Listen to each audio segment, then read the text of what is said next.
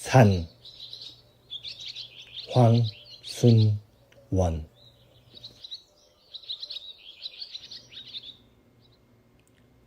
오늘도 덫에는 아무것도 걸린 게 없었다. 이런 가을철에는 을에 토끼 한두 마리와 웡 몇 마리는 갈 데 없었는데 웬일인지 올 가을에는 그렇지가 못한 것이었다. 그동안 짐승 종자가 다 없어졌단 말인가? 바오는 올가미와 덮치기를 다른 목으로 옮겨 놓았다. 이 길로 바오는 도토리를 주우러 가는 참이었다. 가까운 곳에 떡갈나무가 없는 것은 아니나 도토리골로 가야만 떡갈나무 숲이 있어서 알 굵은 도토리를 힘 안 들이고 주워 올 수가 있는 것이었다. 산에는 단풍이 들어 있었다. 산 중턱까지는 검푸른 전나무와 잣나무, 소나무로 들리고 그 사이에 단풍나무가 타는 듯이 물들어 있는 것이었다. 그리고 이 검푸르고 하얗고 누렇고 붉은 빛깔은 가까운 산에서 먼 산으로 멀어짐에 따라 그 선명한 빛깔을 잃어가다가 나중에는 저쪽 하늘가에 뽀얀히 풀려버리고 마는 것이었다. 어디를 보나 마찬가지. 산이요. 또 산이었다. 길이란 게 있으리 만무했다. 그러나 길 없는 길만 걸어 버릇한 바오에게는 조금도 불편스럽지가 않았다. 외로운 줄도 몰랐다. 본시 사람들과는 아무 교섭 없이 살아온 바오였다. 바오가 부모 아닌 딴 사람을 본 것은 7살인가 나서 처음이었다. 부모를 따라 부대 앞에 나가 있느라니까 어디서 사람의 목소리가 들려왔다. 보니 저 아래에 웬 사람이 하나 서서 이리 소리를 지르고 있는 것이었다. 흰 두루마기에 검정 갓을 쓴 사람이었다. 아마 그 앞을 지나가다가 길을 묻는 모양이었다. 아버지가 일손을 멈추고 돌아섰으나 미처 무어라고 대답을 못했다. 오랫동안 누구와 이야기를 주고받는 일 없이 살아왔기 때문에 갑자기 말문이 열리지 않는가 보았다. 지나가는 사람 편에서 더 소리를 지르지 않고 그냥 가버렸다. 그 걸음이 무척 빨랐다. 왜 그런지 이쪽을 무서워하는 눈치 같았다. 바오는 아버지 어머니와 같이 그 사람이 저쪽 산구비로 희끗거리며 사라질 때까지 서서 바라보았다. 마침내 그림자가 아주 배지 않게 되자 벼란간 아버지가 그쪽을 향해 목청껏 소리를 질렀다. 어이.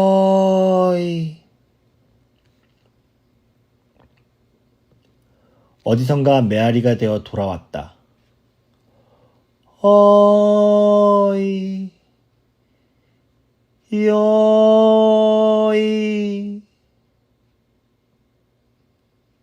소리를 다시 어디서 받고 그 다음에 또 어디서 받고 하면서 멀리 꼬리를 감추어 버렸다.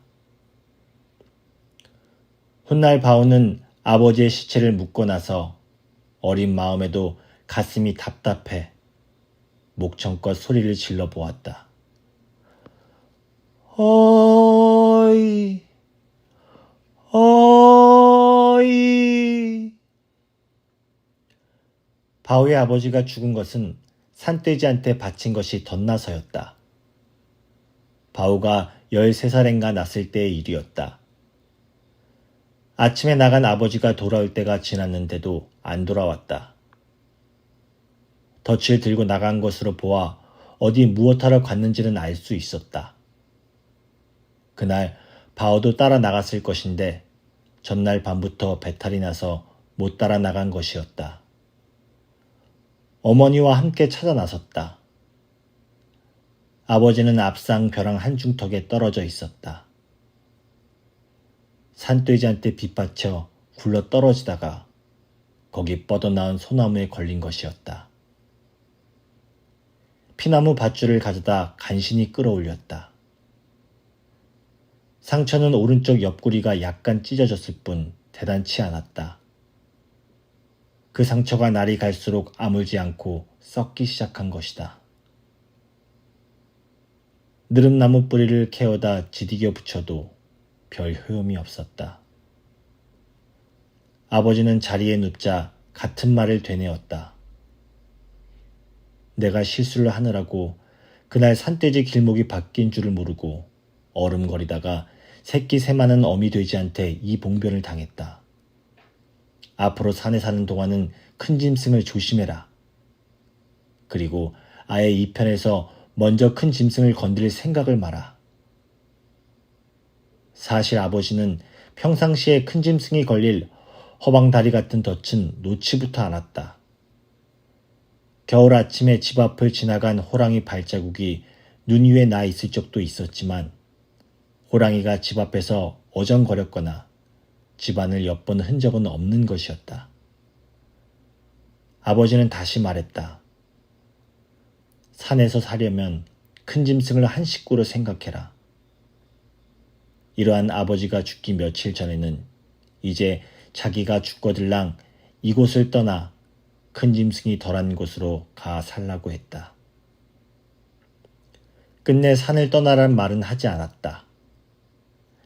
이 아버지의 말을 쫓아 바온에는 지금 사는 쌀이골로 옮겨 앉은 것이었다. 전나무 숲 사이에서 노루가 일어 거불거불 달아났다. 그때 풀숲에서 부두둑 꿩이 날아났다. 그러면 그렇지 꿩 종자가 없어질 리야 있나. 이제 덫에 도와 붙을 테지. 높고 낮은 등성이를 몇 넘어 귀룩나무가 서 있는 고개에 올라섰다. 그 밑이 돌자갈물이 흐르는 졸졸이골이요. 그곳을 지나 오리나무 숲을 돌아서면 바로 도토리골인 것이다. 바오는 고개 밑으로 내려가 손으로 물을 움켜 마셨다. 그리고 손등으로 입술을 훔치다 말고 물속을 들여다보았다. 오늘 아침 어머니가 한 말이 생각난 것이다. 하루 종일 가도 별로 말이라곤 주고받는 법 없이 살아온 어머니와 아들이었다. 그것은 아버지가 살아있을 때도 마찬가지였다. 연장을 들면 부대 앞으로 나가자는 말이 됐고, 어느 편에 서고 일선을 멈추면 좀 쉬자는 말이 됐고, 해를 보아 연장을 둘러매면 그만 돌아가자는 말이 되곤 했다. 그러던 것이 아버지가 세상을 떠나자 어머니와 아들은 더 말이 없는 사람들이 됐다. 그 어머니가 오늘 아침 아들의 머리를 가위로 깎아주며 불쑥 너 아버지 닮았다 한 것이었다. 그때 바오는 아무 대꾸도 하지 않았다. 지금 물속에 비친 제 얼굴을 들여다보며 바오는 머리에 수건을 벗겼다. 아버지의 머리는 상투였는데 자기 머리는 이렇게 깎아버린 게 다르다. 그뿐 아니고 아버지는 검은 턱수염이 있었는데 자기는 없다. 바오는 도시 어머니의 말뜻을 알 수가 없었다. 바오가 도토리 한 광우리를 손쉽게 주워 담아가지고 벗어놓은 지게를 가지러 가는데 퍼뜩 대여섯간 저 앞에 이상한 것이 눈에 띄었다. 처음에는 무슨 짐승이나 아닌가 했으나 자세히 보니 사람인 것이다. 이쪽을 바라보며 서 있다. 그리고 이 사람이 한 손을 등 뒤로 돌려 흔들자 불쑥불쑥 사람들이 몇 일어서는 것이다. 모두 5명이었다. 바오는 산속에서 처음으로 이렇게 많은 사람을 대하는 것이었다. 쌀이골로 온 뒤에도 고작해야 1년에 한두 사람의 그림자를 보나마나 했다. 그것도 가까이서가 아니고 먼 산 모퉁이를 돌아 사라지는 사람의 그림자인 경우가 대개였다. 그저 바우로서 사람을 제일 많이 대해보는 건 봄철에 한 번씩 별마을에 갔을 때뿐이었다. 40리가 넘는 길을 복령, 고사리, 도라지, 송이버섯, 느타리 같은 것을 갖고 가서 소금 등속과 바꿔오는 것이었다. 마을 일에야 4집밖에 되지 않았다. 그러나 바오로서는 사람을 가장 많이 만나보는 즐거운 한때였다. 혼자서도 외로운 줄 모르고 자란 바오였으나 역시 여러 사람을 대한다는 건 즐거운 일이 아닐 수 없다. 5 사람이 바오를 와 둘러쌌다. 똑같이 흙투성이가 된 푸르틱틱한 옷을 입고 양쪽 어깨와 등 허리에다가는 마른 풀과 나뭇가지를 꽂고 있었다.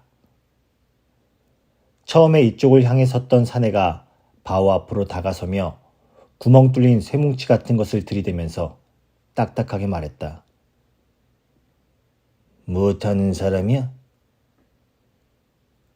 바오는 사내가 들이댄 것이 언젠가 아버지와 함께 만난 사냥꾼이 갖고 있었던 한 방이면 곰이고 호랑이고 단박에 눕혀 놓는다는 그 총이라는 걸 알자 몸이 후들거렸다. 바오가 미처 대답을 못하고 있으려니까 어디 살지? 이번에도 바오는 얼른 대답이 안 나왔다. 이게 벙어리 아니야? 이때 누가 도토리 봐라! 하고 광오리 쪽으로 달려가며 소리 질렀다. 밤도토리다! 다른 사람들도 모두 그리 몰려갔다. 바오는 총대가 치워져 비로소 숨을 돌려 쉴 수 있었다. 5 사람이 광오리 둘레에 펄썩 주저앉더니 제각기 도토리를 집어 까먹기 시작했다. 바오는 바삐들 입놀림을 하고 있는 그들의 행색을 새로이 살펴보았다. 그 무서운 총대를 든 사람은 하나뿐이었다. 그리고 그 중에 한 사람이 자루 주머니 같은 것을 짊어졌을 뿐 모두 빈손이었다. 얼굴에 수염들이 거칠 대로 거칠었다. 그런데 한 사람만이 머리는 긴데 전혀 수염이 없었다. 몸집이 제일 작았다. 나이도 그중 어려 보였다. 한참 도토리를 먹고 나더니 송곳니에 덧니난 사내가 바우더러. 이봐, 샘물이 어디 있지? 했다. 바오는 이번에는 왜 그런 것까지 묻는지 몰라 잠자코 있으려니까. 저기 아무래도 벙어리야? 하면서 총잡이 사내가 손으로 물을 떠마시는 신용을 해 보이며 이거 몰라?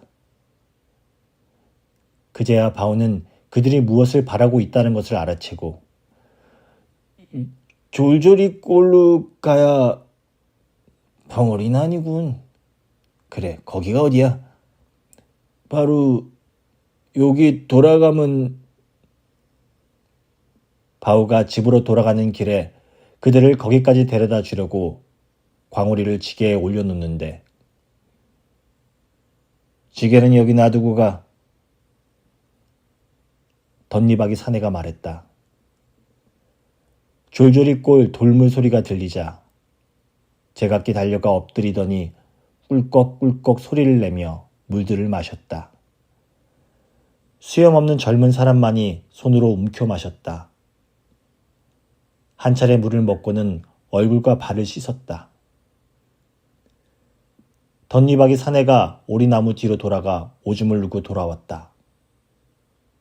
그때 바오는 이 사람 허리에 손바닥만한 가죽 주머니가 달려있는 것을 보았다. 덧니박이 사내가 돌아오더니 주머니에서 종이 한 장을 꺼내어 무릎 위에 폈다. 총잡이 사내가 마주와 앉으며 서대장님, 여기가 어디쯤 될까요? 하고 물었다. 그 말에는 대답 없이 종이만 들여다보던 덧니바퀴 사내가 바우에게로 고개를 들며 이봐, 여기가 무슨 군, 무슨 면이지? 했다. 바우는 또 그 말을 알아듣지 못했다. 총잡이 사내가 갑갑한 듯이 참, 어디 말이 통해야지. 자네 사는 동네 이름이 뭐냔 말이야. 쌀이골이란데요. 걔가 어디야? 예서 한 10리 되는데요. 그래? 몇 집이나 사나? 우리 집 하나인데요. 자네네 집 하나뿐이야? 그래, 이 근방에 사람 사는 동네가 없단 말이야? 바우가 고개를 끄덕였다. 이러한 말을 듣고 있던 일행은 일시에 맥이 풀렸다. 처음 바우를 만났을 때는 그래도 여기 어디에 부락이 있는 줄만 알았다. 지금 자기네에게는 소총 한 자루와 권총 한 자루가 있다. 그것이면 자기네가 원하는 것을 얻을 수 있으리라고 들피진 몸에 그래도 희망이란 걸 붙일 수 있었다. 그랬는데 그 희망마저 끊어지고 만 것이다. 이 산골내기가 산다는 곳이 여기서 10리나 떨어져 있는 단 한 집뿐인데다가 이렇게 도토리를 주우러 여기까지 오지 않으면 안 된다는 살림 형편이 그들로 하여금 절망감을 느끼게 한 것이다. 소대장님, 이만큼에서 좀 쉬어가는 게 어떨까요? 모두 녹초가 된 모양이니. 총잡이 사내의 말에 덧니바퀴 사내가 폈던 종이를 접으면서 그러면 산으로 올라가 보지. 그놈의 쌕쌕이한테 잘못 걸렸단 큰일 나니까. 여기도 전투기가 오나? 총잡이 사내가 바우에게 물었다. 바우는 또 그 말이 무슨 말인지 못 알아듣는다. 쌕 하고 총잡이 사내가 오른쪽 손바닥을 펴가지고 자기 이마 앞 허공을 2번 찌르고 나서 이런 거 오지 않나? 그제야 바우도 알아채고 봤어요. 벌써 작년 여름철 부대 앞에서 풀을 뜯어주다였다. 난데없는 세찬 바람소리에 놀라 고개를 드니 크나큰 날개를 가진 물건이 걸핏 머리 위를 지나가 저도 모르게 박고랑의 머리를 틀어박고 말았다. 그 뒤에도 이 세찬 바람소리를 들을 적마다 어디다 고개를 묻곤 했는데 그 놀라운 것을 자기도 보았다는 생각에 바우는 한번 벌씬 웃었다. 이게 웃어? 뭣도 모르고? 아직 맛을 못 봤구나. 누웠던 사람들이 부스스 일어났다. 수염없는 젊은 사람은 아까부터 혼자 떨어져 앉아 앞 고개 허리만 바라보고 있다가 맨 나중에 일어섰다. 다시 물을 한 차례씩 마셨다. 물을 좀 떠가지고 가지. 자루 주머니 같은 것을 메고 있던 사내가 그 속에서 뚜껑 달린 쇠통을 꺼내어 물을 담았다. 그것을 수염 없는 젊은 사람이 들었다. 도토리꼴로 돌아와서도 그들은 바울을 돌려보내지 않았다.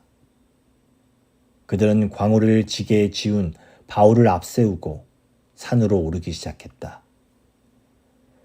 소대장은 앞으로 바울을 길잡이로 삼을 참인 것이었다. 전나무 숲과 자작나무 숲이 잇닿은 얼음에서 걸음을 멈추었다. 자루 주머니 같은 것에서 자그마한 삽을 하나 꺼내었다. 바우는 그 주머니 속에 별게 다 들어있다고 생각했다. 바우더러 굴을 파라고 했다. 그리고 자기네들은 다시 도토리를 까먹기 시작했다. 그러다가 한 사람, 두 사람 들어 누웠다. 수염 없는 젊은 사람만이 나무에다 등을 기대고 앉아 깍지 낀 무릎 위에 이마를 얹고 있었다. 소대장은 다시 지도를 꺼내어 무릎 위에 펴놓고 손가락 끝으로 태백산맥 줄기를 더듬으며 여기가 아마 오대산일 거야. 혼잣말을 중얼거리고는 주머니에서 꽁초를 하나 꺼내었다. 꽁초에 불을 붙여 한 모금 빨아 내뿜기가 무섭게 누웠던 사람들이 번쩍 정신이 드는 듯 일시에 윗몸을 일으켰다. 소대장은 아차 실수를 했다고 생각했다. 소대장님은 예비심도 많으셔. 총잡이가 목줄띠뼈를 움직이며 말했다. 이게 마지막이야. 그렇다면 더더구나 한 모금 빨아봅시다. 소대장은 마지못해 담배를 건네었다. 먼저 총잡이가 빨고 다음에 노랑수염이 끝으로 배낭매기에게로 건네어 갔다. 수염 없는 젊은 사람만이 빠졌다.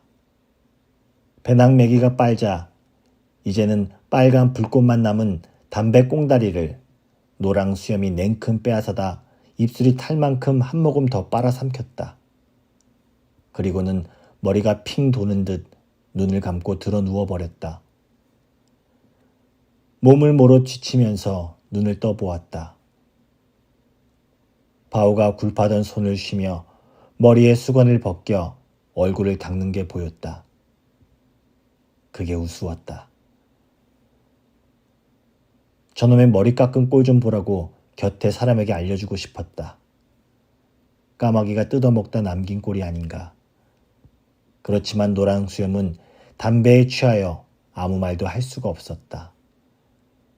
아무 말을 하지 않아도 그저 째릿하니 행복스러워 다시 눈을 감아버리고 말았다. 바오는 날이 저물기 전에 풀 한 짐과 삭정이 한 짐을 해왔다. 삭정이에 불을 피운 후 마른 풀잎 속에서 다시금 몸들을 눕혔다. 소대장이 몇 번 고개를 들고 화광이 너무 멀리 비치지 않게끔 조심하라고 일렀다. 수염 없는 젊은 사람만이 불가에 옹크리고 앉아 깍지 낀 무릎에 이마를 얹고 있다가 어느새 이 사람마저 허리를 구부리고 누워버렸다. 자꾸들 불 곁으로 다가들었다. 이제는 누구 한 사람, 화광에 너무 멀리 비치지 않게 조심하라는 말을 하는 사람은 없었다. 이튿날 아침은 바오가 구워주는 도토리로 요기들을 했다. 날 것보다 더 떫었으나 연한 맛에 많이 먹혔다. 바오는 이렇게 산속에서 많은 사람들을 만난 게 그저 반가웠다. 그리고 이 사람들을 위해 자기가 무엇이고 도와줄 수 있다는 게 즐거웠다. 집에서 기다릴 어머니 생각도 잊을 정도였다. 바오는 어제다 못 판 굴을 어서 파야겠다고 잽싸게 삽을 놀렸다. 노랑수염이 허리춤을 여미며 돌아와 이거야 밑구멍까지 매서 살 수 있나? 하니 총잡이가 그런 말 말어. 먹는 것 없이 자꾸 싸내기만 하면 어떡하게. 난 허연 쌀밥에 고깃국을 한번 잔뜩 먹고서 아예 밑구멍에다가 콩구리를 해버렸으면 좋겠어. 다시는 영 배고프지 않기 말이야. 정말이지 난 요새 아무것도 배는 게 없어.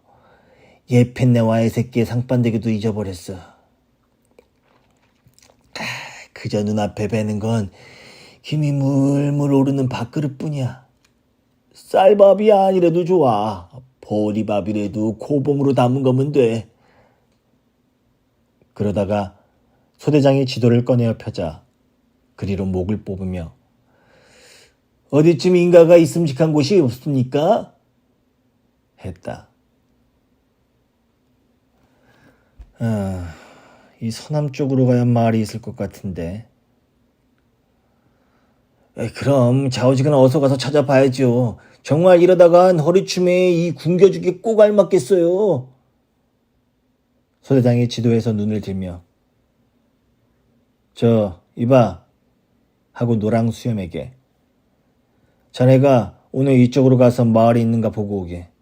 주선의 집만 봬도 곧 돌아와 알리게.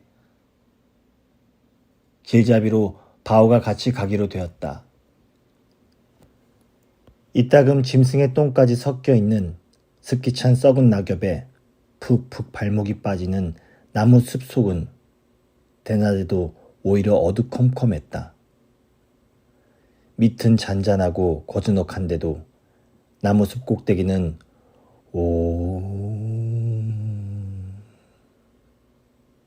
바람 소리가 설레었다.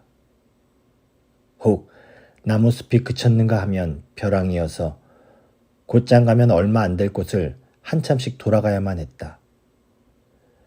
이런 산속에서 노란 수염은 바오한테 쥐저지기가 일쑤였다. 한 20리 남짓 걸었다. 어느 산구비를 돌며 노랑 수염은 여보게 좀 천천히 가세 하고 이런 때 서로 말이라도 주고받아야 심심파적도 되고 다리 아픈 것도 좀 잊을 것 같아. 자네 이름이 뭐지? 하고 말을 붙였다. 바우예요. 바우? 응, 바우. 그래, 식구는 몇이나 되나? 어머니와 단 둘뿐이에요. 그러나 되도록 말수를 늘리고자. 그럼 아버진 세상을 떠났나? 그래요. 동생도 없고? 네. 그러다가 노랑 수염은 그런데 참, 자네 나이가 몇인가? 바오는 얼른 대답지 못했다. 올해 몇 살이냔 말이야. 바오는 그것이 알쏭달쏭해서 잘 모르겠는 것이다. 쌀이 순이 돋을 무렵 어머니가 너도 이젠 22살이 됐다란 말을 한 일이 있는데 그것이 작년 일인지 올 봄의 일인지 분명치가 않은 것이었다. 그러나 잠잠코 있을 만도 없어서 그저 22이라고 해두려는데 이게? 하고 노랑 수염이 픽 웃고 나서 새삼스럽게 바오를 한번 흩어보는 것이다. 그 눈이 아랫도리에 가 머물렀다. 정강이 위까지 걷어올린 잠방이 밑으로 드러난 구릿빛 다리가 걸음을 옮길 때마다 장단지의 핏대가 꿈틀거렸다. 다 클 대로 큰 장정인 것이다.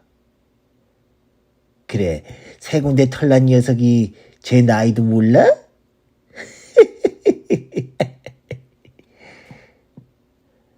노란 수염은 어이가 없어 이번에는 소리까지 내어 웃었다. 그 웃음소리가 외진 두매에 별나게 크게 그리고 공허스럽게 울렸다.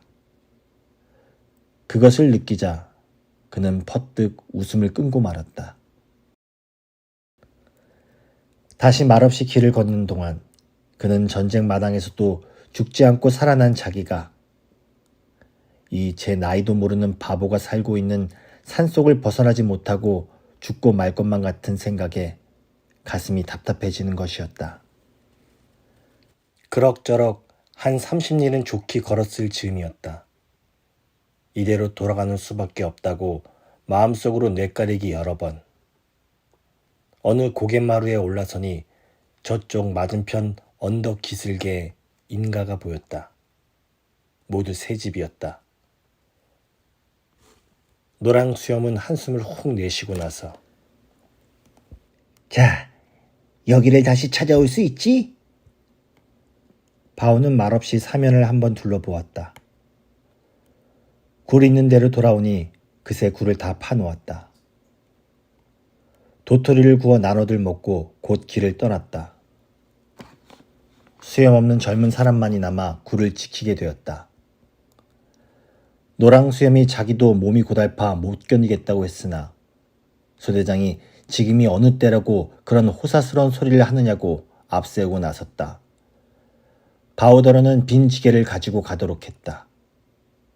10리가량 가니 날이 저물었다. 그러지 않아도 침침한 산속에서 걸핏하면 나뭇가지의 면상을 찢기우고 벼랑에 발뿌리를 미끄러치곤 했다. 노랑 수염이 이쪽으로 가야 한다고 해서 한참씩 헤매다가 결국은 바오의 말을 조차 바로 들어서곤 했다. 그래도 21개의 달이 떠주어서 길찾기에 적이 도움이 되었다. 가까스로 낮에 왔던 고개턱이라고 생각되는 데까지 이르렀다. 맞은편 언덕 기슭에 반딧불 같은 불빛이 보였다. 그런데 불빛이 하나뿐이었다. 혹시 딴 곳으로 잘못 오지는 않았나 하면서 가까이 가보니 역시 낮에 보아두었던 그곳이었다. 관솔불이 한 집에만 켜져 있었던 것이다. 바오는 같이 온 사람들이 어둠 속에서 벌려 서 있는 것을 알아보았다. 그리고 덧니바퀴 사내가 허리에 찬 가죽 주머니에서 무엇인가 빼어들었다고 생각됐다. 그러자 거기서 불꽃과 함께 탕! 하고 밤하늘을 울리는 소리가 터져 나왔다. 뒤이어 총잡이 사내의 손에서도 불꽃과 함께 요란한 소리가 터져 나왔다. 그것은 덧니바퀴 사내의 것보다 더 요란한 소리였다. 켜졌던 관솔불이 놀란 듯이 꺼졌다. 그러나 누구보다도 놀란 것은 바오였다. 사지가 떨리고 눈앞이 어지러워 어둠 속에 벌어진 난장판을 도시 뭐가 뭔지 알아차릴 수가 없었다. 왈칵왈칵 문을 잡아 젖히는 소리. 꼼짝 말을 쏜다! 쌀은 어디에 있니? 강냉이와 감자뿐이라고? 그거라도 내놔. 쏜다! 쏜다! 아이고, 사람 살리시오! 어둠 속에 뒤범벅이 된 사람들의 그림자. 지게는 어디 있느냐? 지게! 누가 달려오더니 바오의 볼때기를 쥐어 박는다. 이 바보야! 어서 지게다 실지 못해? 소금은 어디 있어? 힘센 놈을 한 놈 끌어다가 이걸 지워라! 어느 집에선가 입을 틀어 막히운 애 울음소리. 성기게 타갠 강냉이에 감자를 썰어놓고 한 밥이었으나 맛이 대단했다. 솥째 내려놓고 나뭇가지로 만든 젓가락으로 아구아구 먹어댔다. 반찬은 소금이었다. 야, 소금 맛이 이렇게 달았었나?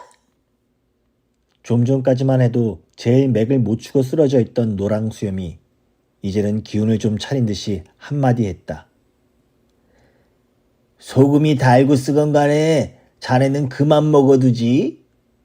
총잡이가 녹말을 건네자 내 걱정은 말고 너나 착착 처먹어. 공연의 빈속에 지나치게 처먹고서 배탈이 나면 어쩌려고. 배탈이나? 어디 실컷 먹고 배탈이나 주고받으면 한이 없겠다. 그러면 내 무덤 편말에다가 이렇게 쓸 수 있거든. 1951년 10월. 참, 오늘이 며칠 날이야? 누구 날짜를 제대로 아는 사람이 없었다. 이거 참 세월 가는 것도 모르고 사는군.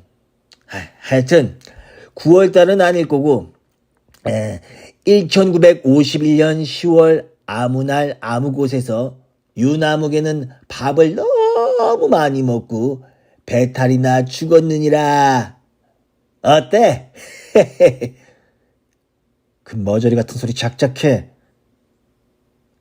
소대장이 힐끗 총잡이를 노려보았다. 강냉이 밥이나마 오랜만에 배불리 먹고 나니까 기운이 좀 나는 것이다. 아무리 나고병이라 규율이 해이해졌다 하더라도 명색이 소대장인 자기 앞에서 너무 말을 함부로 하는 게 못마땅했다. 그는 자기의 위신을 갖추기 위해서라도 다시 한번 이런 때일수록 정신무장을 단단히 해야 해 하고는 먼저 젓가락을 놓고 자리를 떴다. 소대장이 저쪽으로 사라지는 것을 기다려 노랑 수염이 정말 이런 산골에서 살다간 세월 가는 줄도 모르고 있다가 죽고 말겠어. 글쎄 저 친구는 자기 나이 거 정도 모르지 않아? 어제 일이 생각나 바울을 가리키며 우스갯소리로 한 말이었다. 그만큼 배가 부른 것만으로도 살아났다는 기분 들인 것이다. 바우와 어젯밤 짐을 지고 온 장정 먹으라고 솔 밑에 붙은 밥을 남겨두고 모두 물러 앉은 뒤 바우는 누룽지를 씹으면서도 자꾸 한 곳에만 눈이 갔다. 총이었다. 대체 저 쇠뭉치 어디에서 그처럼 요란한 소리가 터져 나올 수 있단 말인가. 그리고 큰 짐승도 퍽퍽 넘어간다니 생각할수록 신기하고 무서운 물건으로만 보였다. 장정은 통 아무것도 먹을 생각을 않고 웅크리고 앉아 먼 산만 바라보고 있었다. 솥에서 물러나 앉았던 총잡이가 갑자기 무슨 생각이 들었는지 훌 일어나 좀 전에 소대장이 사라진 쪽으로 빠른 걸음을 놓더니 좀 만에 돌아와 사람의 욕망이라는 건 더럽고 치사한 거야. 글쎄 오래간만에 음식이라고 뱃속에 집어넣었더니 담배 생각이 나더라고. 그러다 보니까 소대장이 지금 우리를 피해 어디로 간 것도 혼자 몰래 담배를 먹으려고 그랬구나 하는 생각이 나지 않겠어? 그래 쫓아가 봤더니 아니나 다를까 담배를 피고 있는 거야. 그런데 내 치사해서 내 발소리를 듣고선 어느 틈에 담배꽁다를 감춰버렸는지 깜짝같이 없는 거야. 그리고는 뭐 어제로 담배는 아주 떨어졌다나. 글쎄 내가 이 눈으로 금방 피우는 걸 봤는데도 이럴 때 그놈을 한 모금 빨아봤으면 죽어도 한이 없겠다. 모두 그렇다는 듯이 목줄띠 뼈가 한번 오르내렸다. 그러나 그들은 곧 양지 바른 곳에 몸을 눕혔는가 하자 대번 코를 골기 시작했다. 뒷설거지는 젊은 사람이 맡아서 했다. 바우도 나무 한 짐과 물 한 솥을 길어다 놓고는 아무데고 쓰러져 잠이 들어버렸다. 얼마쯤 자다가 귀를 째는 소리에 놀라 벌떡 일어났다. 잠결에도 그 소리가 어젯밤에 들은 그 소리임이 틀림없었다. 다른 사람들도 그 소리에 깬 듯이 두리번거리다가 소리난 곳으로 달려가는 것이었다. 바우도 뒤따라갔다. 덧니바퀴 사내가 이쪽을 등지고 서 있었다. 그리고 그 앞에는 어젯밤 짐을 지고 온 장정이 거꾸러져 있었다. 화근이 될 건 일찍거니 없애버리는 게 상책이야. 달아나도 재미없고 살려두면 괜히 양심만 흉낼 거고. 거꾸러진 장정의 팔다리가 후들거리다가 잠잠해지고 말았다. 흙물이 오른 적삼 잔등에 피가 괴어 흘렀다. 바오는 덧니바퀴 사내의 손에 들려있는 조그마한 쇳덩이를 바라보며 자꾸만 사지가 떨려 어쩔 수가 없었다. 기다란 총 못지않게 무서운 물건 같았다. 바오의 떨림은 덧니바퀴 사내의 분부를 받아 시체를 묻는 동안에도 그칠 줄을 몰랐다. 저녁에 굴 속에다 마른 풀을 깔고 한 옆에 불씨도 들여다 묻어 놓았다. 성냥도 아낄 겸 굴 안에 냉기를 덜려는 것이었다. 이날 밤 굴 한 구석에 박혀 잠이 들었던 바오는 무슨 소리에 또 잠이 깨었다. 어젯밤 일이 있고 오늘 낮에 일이 있는 뒤라 그런지 절로 잠기가 밝아진 것이었다. 누가 부스럭거리며 일어나는 모양이었다. 조금 뒤에 굴 아가리로 나가는 사람의 그림자가 보였다. 두 사람이었다. 굴밖 어룽진 달빛으로도 한 사람은 덧니바퀴 사내요. 다른 한 사람은 언제나 말없이 있는 젊은 사람이란 걸 알아볼 수 있었다. 순간 바우는 가슴이 철렁해짐을 느꼈다. 덧니바퀴 사내가 한 손으로는 젊은 사람의 손목을 잡고 한 손에다는 그 작은 총을 꺼내들고 있지 않은가. 바우는 이제 그 무서운 소리가 들려오거니 했다. 그러나 밖은 나무숲 지나는 바람소리와 그 사이로 벌레 오는 소리만이 끈일락 이일락 들려올 뿐이었다. 한참 만에야 나갔던 두 사람이 돌아왔다. 바오는 그들이 무사히 돌아온 게 여간 반갑지가 않았다. 이튿날 밤에도 바오가 부스럭거리는 소리에 눈을 뜨니 어젯밤처럼 덧니바퀴 사내가 한 손으로는 젊은 사람의 손목을 잡고 한 손에다가는 작은 총을 빼들고 굴 밖으로 나가는 것이었다. 이날은 굴 안에 다른 사람들도 잠이 깬 듯 총잡이 사내의 목소리로 이런 때일수록 정신무장을 단단히 하라고? 누가 해서인지 되지 못하겠으리. 어차피 이 산속을 벗어나지 못할 바엔 마지막으로 무슨 짓이라도 다 해보자는 거지? 어둠 속에서 두덜거리는 소리였다. 바오는 이 사람들이 무엇을 가지고 그러는지 알 수가 없었다. 나갔던 두 사람은 한참 만에 또 무사히 돌아왔다. 바오가 이 밤마다 끌려나갔다 돌아오는 젊은 사람이 실은 사내가 아니고 여자라는 것을 안 것은 그 다음 날이었다. 물을 길러 졸졸이골로 내려가다가였다. 졸졸이골에서 연기가 피어오르기에 보니 젊은 사람이 팔다리가 다 드러난 몸에 착 달라붙은 옷만 입고 앉아서 모닥불을 쬐고 있는 것이었다. 그 옆에는 옷을 빨아 널어 놓은 게 보였다. 바오는 사내의 몸이 저렇게야 힐 수 있을까 했다. 그러면서 젊은 사람의 가슴 패기에 눈이 갔다. 불룩 솟아오른 저퉁이가 아무래도 사내의 것은 아닌 것이었다. 머리를 어깨 위에서 싹둑 잘라버리긴 했으나 사내가 아니고 여자임에 틀림없었다. 바오는 못 볼 것이나 본 것처럼 발걸음을 돌리고 말았다. 이곳에 그냥 있느냐, 그렇지 않으면 달리 행동에 취해 보느냐 하는 것이 문제였다. 총잡이는 여기를 떠나자고 했다. 이제는 피로도 얼마쯤 회복되었으니 한 발자국이라도 더 본부대를 찾아 나서자는 것이었다. 더구나 식량이 좀 남았을 때 떠나야 한다는 것이다. 그렇지 않았다가는 이 산속이거나 어느 사람 모를 고장에서 굶어 죽지 않으면 얼어 죽고 말리라는 것이었다. 그러나 소대장의 의견은 그렇지가 않았다. 찾아 나서 보았댔자 소용없다는 것이다. 이미 자기네와 본부대 사이는 적에게 점령을 당하고 있는 터이니 섣불리 찾아 나선다는 것은 도리어 화약을 쥐고 불로 들어가는 격이라는 것이다. 그보다는 이만큼 깊은 산속에서 형편을 좀 보고 있는 게 상책이라는 것이었다. 그럼 앞으로 닥쳐올 주야 굶주리면 어떡합니까? 자네도 참 딱하군 그래. 부대를 찾아 나선다고 하루 이틀에 만나는 보장이 있어? 양식만 해도 그렇지. 그동안 뭘 먹고 사나? 그러지 말고 여기서 마을이나 뒤지는 게 실속 있는 일이야. 그러면서 아군이 방귀 켜는 걸 기다리는 게. 소대장은 그 문제를 더 토론할 필요가 없다는 듯이 자리를 떠 저쪽으로 가버렸다.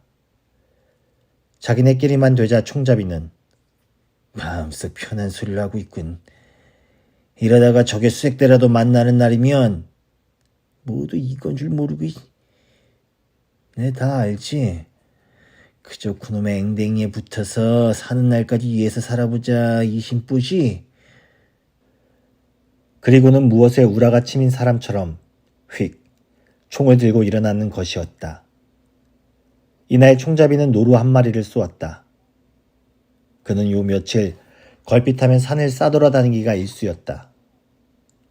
어떤 육체의 욕망을 주체할 수 없어서 그것을 사귀기 위해서라도 무엇이고 딴짓을 하지 않고는 못 베기는 모양이었다. 이날도 이렇게 산속을 싸돌아다니다 우연히 지나가는 노루 한 마리를 쏜 것이었다. 수노루였다. 바오가 지게로 져다가 가죽을 벗기고 각을 떴다. 허리 한가운데 살과 내장이 으깨어져 있었다. 바오는 며칠 전에 죽은 장정이 생각났다. 저녁은 아주 성찬이었다. 노랑 수염이 생각난 듯이 이럴 때 술이라도 한 잔 있었으면 제격이다. 하니 총잡이가 참 술맛이 어땠지. 그게 쓰든가 달든가 맵든가 난 술맛뿐 아니라 맛이란 맛은 다 잊어버린 지 오랬어. 그리고는 슬쩍 추잡스런 눈초리로 젊은 여자 쪽을 훔쳐보았다. 그날 밤도 소대장은 젊은 여자와 같이 굴을 빠져나갔다. 이날 젊은 여자는 소대장에게 손목을 잡히지 않고 스스로 앞장을 섰다. 이제 와서 일일이 손목을 잡힐 필요가 뭐냐는 단념한 태도였다. 그런데 두 사람이 굴 아가리를 나서자마자 총소리가 들렸다. 어찌된 일인지 몰라 모두 기어 나갔다. 소대장과 젊은 여자가 거기 서 있었다. 뭡니까? 총잡이가 묻는 말에 소대장은 저게 하며 권총 든 손으로 앞 나무를 가리켰다. 거기에는 아까 낮에 걸어놓은 노루 대가리가 걸려 있었다. 소대장의 말이 굴을 나서자 무엇이 눈앞에서 번쩍하기에 봤더니 노루 눈알이 이쪽을 노려보고 있더라는 것이었다. 그리고 금방 뿔을 이리 향하고 달려들 것만 같더라는 것이다. 저기 사람을 놀라게. 소대장이 다시 투덜거렸다. 이튿날 그는 남은 다른 고기는 나중에 먹기로 하고 우선 대가리부터 삶게 했다. 오래간만에 기른 것을 먹어서 그런지 설사들이 났다. 총잡이만이 예사로웠다. 조반이 끝나자 그는 총 분해 소재를 시작했다. 바오가 그 구경을 했다. 볼수록 신기해서 견딜 수가 없었다. 조각이 난 이 쇠붙이 어디서 그런 요란한 소리가 나고 사람이나 노루를 단번에 죽일 만한 힘을 가졌단 말인가. 총구 소재를 하던 총잡이가 중얼거렸다. 이젠 총알이 한 알밖에 안 남았는데 이걸 어디 요긴히 써야 할 텐데. 뒤를 보러 갔던 노랑 수염이 돌아왔다. 총잡이 사내가 바오 쪽을 힐끗 쳐다보면서 무엇을 그렇게 들여다보는 거야? 보면 알겠어? 저리 물라.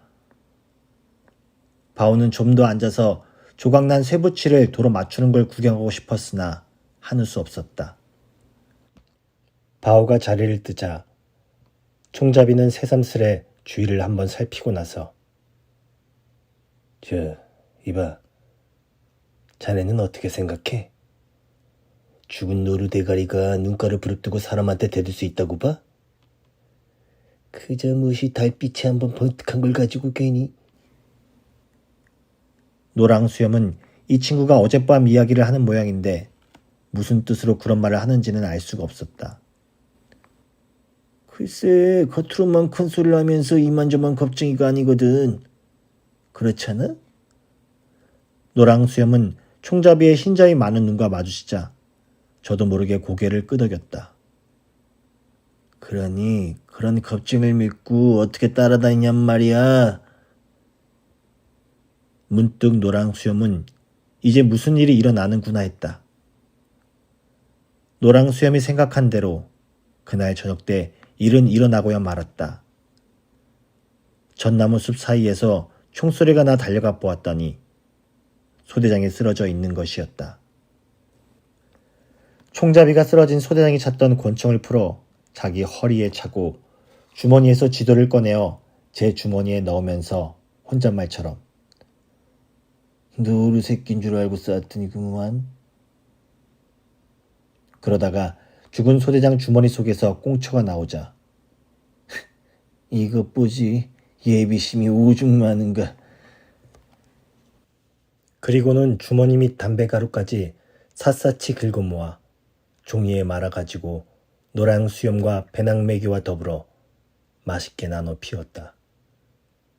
이번에도 송장은 바오가 묻었다. 날이 어둡자 노랑 수염은 굴 안에 묻어놓은 불씨에서 관솔불을 댕겨놓고서 나뭇가지 셋을 총잡이 앞에 내밀었다. 이게 뭐냐? 제비. 제비? 제비는 무슨 제비? 노랑수염이 다 알면서 뭐 그러냐는 듯이 젊은 여자 쪽을 눈치채 보였다. 이거 왜 이래? 총잡이는 아까 소대장 시체 곁에서 담배를 나눠 피우던 때와는 달리 우악스럽게 노랑수염이 내민 나뭇가지를 후려쳐버렸다. 그리고는 젊은 여자의 손목을 끌고 굴 밖으로 나갔다. 그동안 2차례나 인가를 찾아 나섰다가 허탕을 치고 말았다.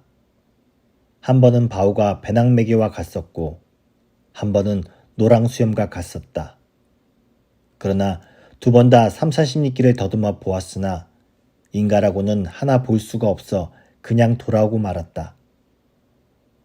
그렇지만 바오는 자기가 아는 봄철이면 소금을 바꾸러 가는 벌마을은 가르쳐주지 않았다. 한 번은 그쪽 방향으로 접어들려는 걸 그쪽은 낭떠러지 투성이라고 말하여 피했다. 바오는 어머니 생각이 났다. 그동안은 산속에서 여러 사람을 만난 반가움과 신기하고도 무서운 이 사람들의 행동이 그의 마음을 붙들어 놓고 있었던 것이었다. 어머니는 자기가 광오리를 치고 나왔으니 도토리꼴로 온 줄은 알 것이다. 그러면 필시 자기를 기다리다 못해 도토리꼴까지 찾아와 보았을 것이다. 바오는 거기 나무 위로 올라가 집 쪽을 향해 목청껏 소리를 질러 보았다. 어이! 어디선가 이 소리를 받았다. 어이! 요이! 소리를 다시 어디서 받고 그 다음에 또 어디서 받고 하면서 멀리 꼬리를 감추어 버렸다. 바오는 다시 어이! 소리를 질렀다. 그러나 이번에는 이 어이 소리를 어디서 받으면서 꼬리를 감추기도 전에 이 새끼가 미쳤나? 누굴 부르는 거야? 썩 내려오지 못하겠어? 총잡이 사내가 작은 총을 빼들고 바로 나무 밑에 와 있었다. 바오는 이 사내의 손에 들려온 물건이 얼마나 무서운 물건이라는 걸 아는 터이므로 당장은 자기가 집으로 돌아갈 수 없다는 걸 느끼면서 나무에서 내려오고 말았다. 한참 뒤에 총잡이가 지도를 펴놓고 있는데 배낭매기가 겁에 질린 얼굴로 달려왔다. 지금 저기 남모를 사람이 보인다는 것이다. 한놈이야? 얼핏 보기엔 한놈 같은데. 군복을 입었어? 응, 군복을 입은 것 같아. 총은? 못 봤어. 지도를 접어 호주머니에 넣는 총잡이의 손이 떨리었다. 하여튼 저쪽의 거동을 살피기로 했다. 좀 만에 남모를 사람 편에서 먼저 이쪽을 향해 걸어왔다. 보니 같은 군대의 사람이었다. 마찬가지로 패잔한 나고 중대의 한 사람으로서 오늘 이 방면으로 탐색을 나왔다가 누가 여기서 고함을 치기에 와봤다는 것이다. 그리고 자기 중대는 여기에서 동쪽으로 한 시올이 떨어진 산속에 있다는 거며 대원이 8명이라는 것을 알려주었다. 총잡이는 이 사람을 만나게 된 것이 조금도 달갑지가 않았다. 이쪽 소대장에 관한 것을 물을까 보아 가슴이 막막했다. 누가 찌를지도 모른다는 겁도 났다. 그래서 아무도 이 중대에서 온 사람과 이야기할 틈새를 주지 않도록 애썼다.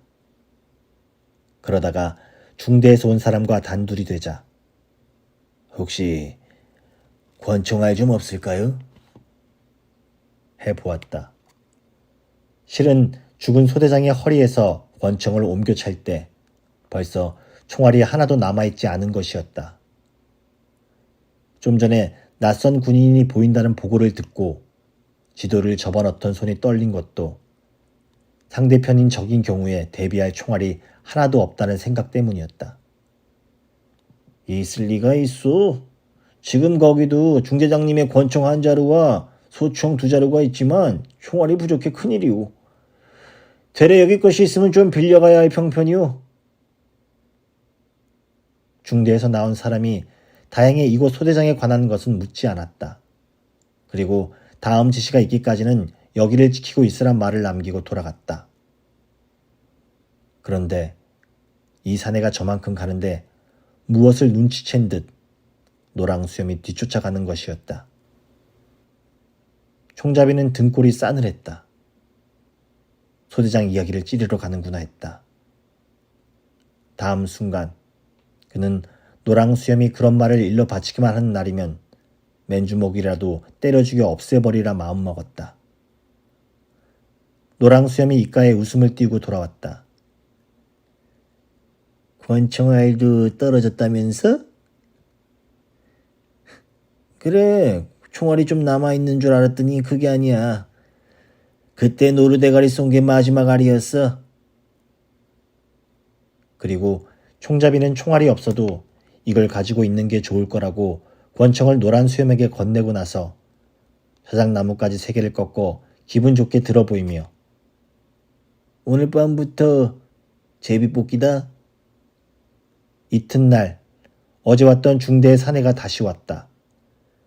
중대장님이 여기에 여군을 보내란다고 했다. 그리고는 다시 연락이 있을 때까지 여기를 지키고 있으란 말을 남기고 젊은 여자 군인과 같이 돌아가 버렸다. 얼마 남지 않은 알강냉이를 삶아 조반을 치르고 났을 때였다.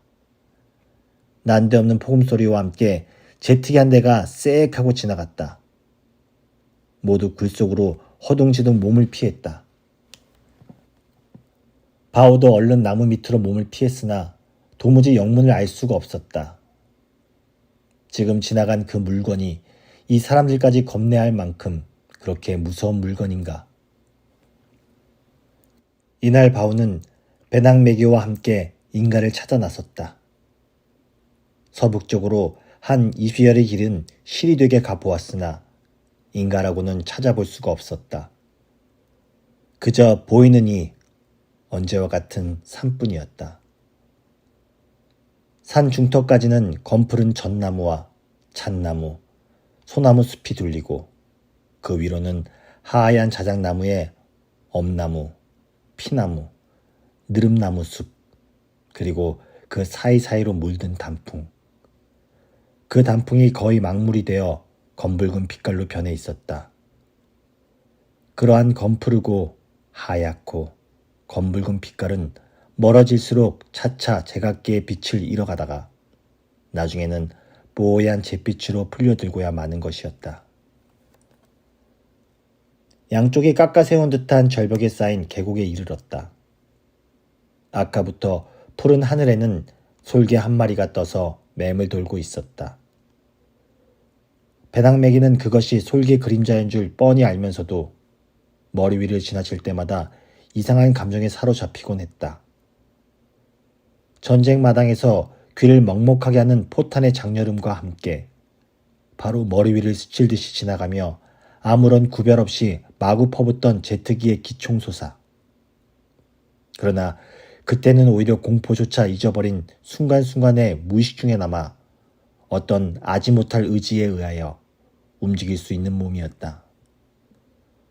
그것이 지금에 와서는 온전히 의지가 없는 혼잣몸이 됐다는 느낌이었다. 어째서 자기는 그 지긋지긋한 전쟁터를 헤매다가 급기야는 이런 곳에까지 쫓겨와야만 했던가. 지금 자기가 의탁할 곳이라곤 아무데도 없는 것이다.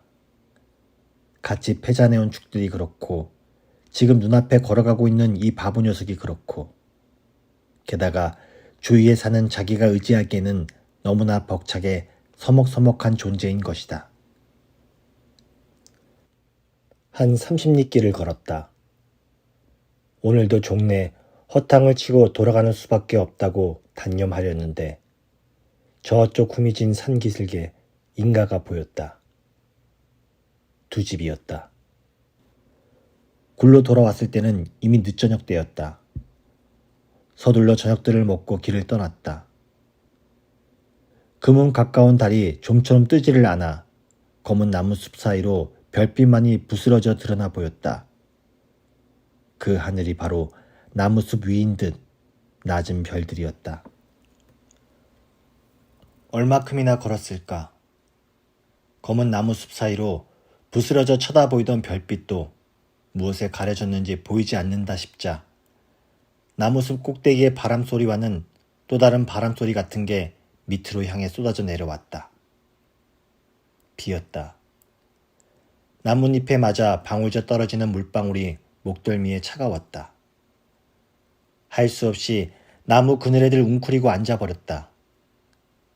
비에 젖은 나무 줄기들이 어둠 속에 둔탁한 빛을 발했다.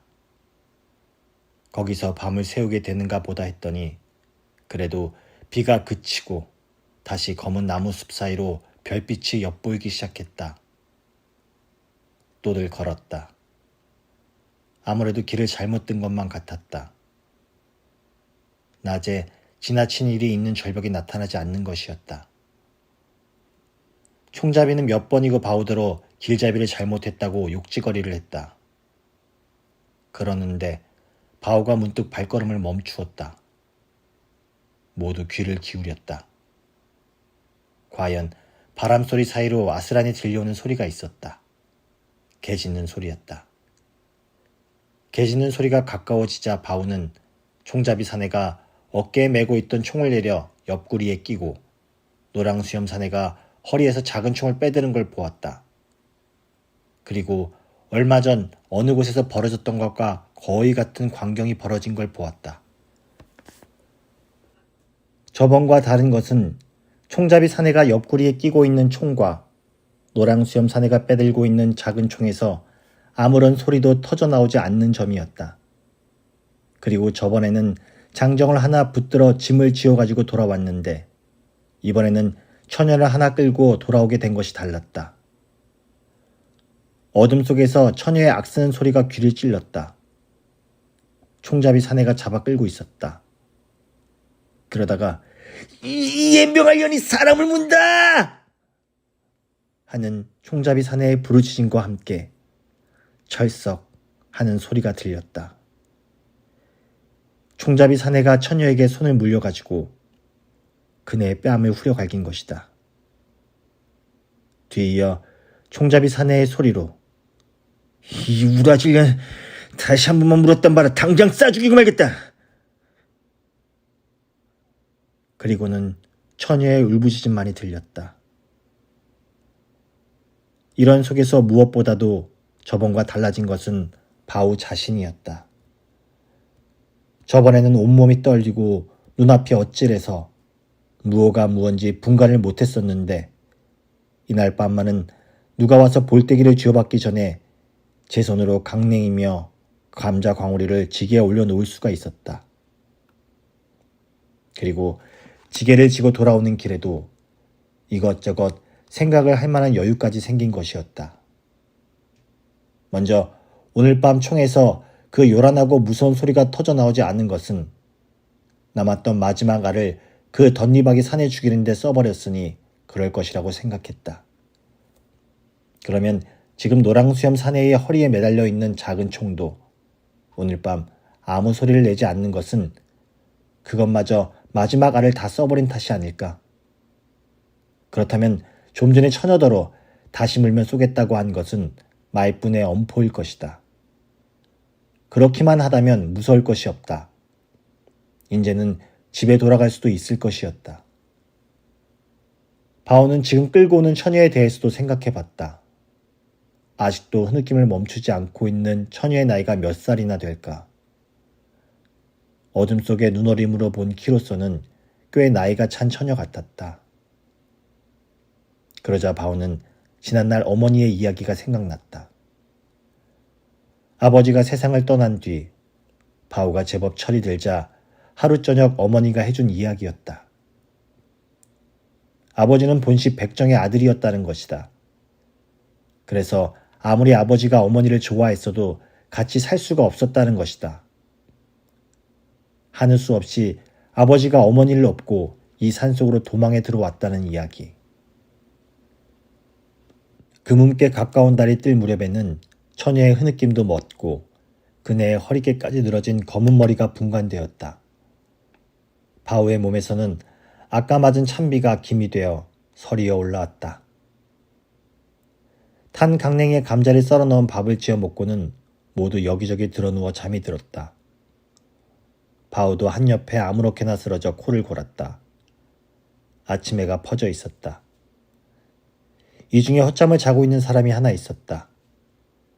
총잡이였다. 그는 자는 채 눈을 감고서 이것저것 궁리의 골몰에 있는 것이다. 아직까지는 자기가 소대장을 죽인 사실이 중대장에까지 알려지지 않고 있으나 언제고 드러나고야 말 것이다. 지금쯤은 그 여군의 입을 통해 이미 알려졌을지도 모를 일이다. 그러고 보면 자기가 이러고 있다는 게 어리석게만 생각되었다. 처음에 그는 마지막 판이라 자기도 할 짓을 다 해본 후 죽는 날엔 그저 죽고 말자는 생각이 있었다. 그러나 그게 이제 와선 달라진 것이다. 살 길만 있다면 어떻게든 살아보자는 것이다. 그러기 위해선 우선 이 산을 벗어나야만 한다고 생각했다. 다른 축이 다 골아 떨어져 있는 걸 안 그는 슬그머니 자리에서 일어났다. 그리고 조심스러이 저쪽에 혼자 얼굴을 감싸고 앉았는 처녀에게로 갔다. 처녀는 인기척을 듣자 부은 눈을 들고 입술을 떨기 시작했다. 무서워할 거 없어. 난 널 좋게 해줄 사람이니까. 너도 죽지 않고 살고 싶지?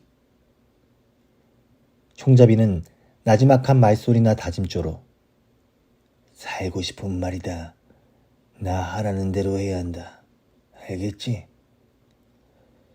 처녀는 파랗게 질린 입술만 떨고 있었다. 그럼 너 지금 곧 저기 배는 바위 밑에 가서 숨어 있어. 그랬다가 나 하라는 대로만 해. 살려줄 테니까. 총잡이는 처녀의 턱을 한 손으로 쳐들어 저쪽 나무 사이로 보이는 큰 바위를 가리키고 나서 이어 처녀의 팔을 잡아 일으켜 그쪽으로 밀었다. 처녀가 마지못해 하는 걸음으로 바위 쪽으로 가는 것을 본 총잡이는 그 길로 바우가 누워있는 데로 가 조심스레 그를 흔들어 깨웠다. 그리고는 귓속말로 할 얘기가 있으니 지게를 지고 잠깐 저리 좀 가자고 했다. 바우는 무슨 영문인지 몰랐으나 총잡이가 하자는 대로 지게를 지고 따라 나섰다.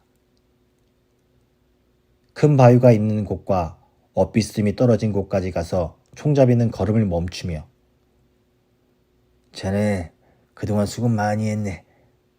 이젠 집에 가고 싶지? 바우는 그렇다고 고개를 끄덕였다. 그럼 내 집으로 돌아가게 해주지. 그리고 그동안 수고한 값으로 이 양복을 줄게. 자네가 입은 그 해진 옷 벗고 이걸 갈아입고 가라고. 총잡이는 이제 바우의 옷을 받고 입고 지게까지 진 후 처녀를 데리고 도망을 갈 참인 것이었다. 물론 바우는 이 총잡이 사내의 속셈을 알아차릴 리가 없었다. 뭐 생각해볼 것도 없어. 자네야 평생 가야 이런 양복 구경을 해보겠나? 그동안 수고한 값으로 주는 거니 아무 생각 말고 입고 가라고. 그리고 이것도 내 선물로 주지. 이 소청까지. 바우가 저도 모르게 한번 벌씬 웃었다. 옷을 받고 입고 어깨에 총까지 맨 자기의 모습을 눈앞에 그려본 것이었다. 어쩐지 그러한 자기 모습이 부끄러워 고개를 돌렸다. 그것이 총잡이에게는 마다는 뜻으로 보였다. 이 새끼가 이쪽의 속을 알고 있는 것이나 아닌가? 그는 여간 마음이 초조하지가 않았다. 잠든 동료들이 깨기 전에 어떻게든 해야 한다는 생각이었다. 마침내 그는 마음을 놓고 서 있는 바우의 손에서 지게 작대기를 낚아채가지고 그의 어깨 쭉지를 향해 내리쳤다. 지게를 진 채 바우는 두어 발 굴러 내려갔다. 총잡이가 쫓아내려가며 이번에는 골통을 겨누고 내리쳤다. 그러나 너무 다급히 쫓아내려가느라고 알맞은 거리에서 서지를 못하고 몸을 뒤틀었다. 바오가 지게를 벗고 일어났다. 그리고는 양손에 지게다리를 잡고 마구 내둘렀다.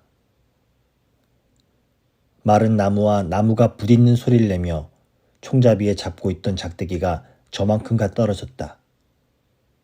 그리고 다음 순간 그의 몸뚱아리마저 퍽 하고 꼬꾸라지고 말았다. 사람 죽인다!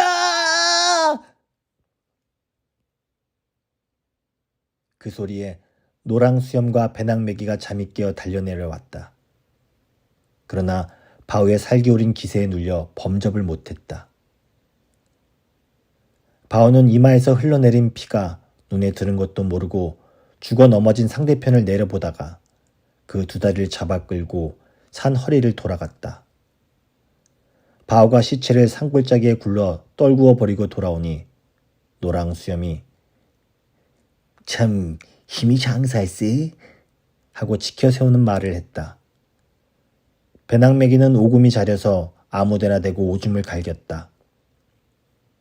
그날 밤 노랑수염은 불시에서 관솔불을 댕겨놓고 배낭매기에게 제비를 내밀었다. 오늘 밤 처녀를 차지할 차례를 정하자는 것이었다. 누웠던 바오가 벌떡 일어나 앉았다. 낮부터 충혈된 눈이 관솔 불빛에 확 타올랐다. 참, 자네도 있었지?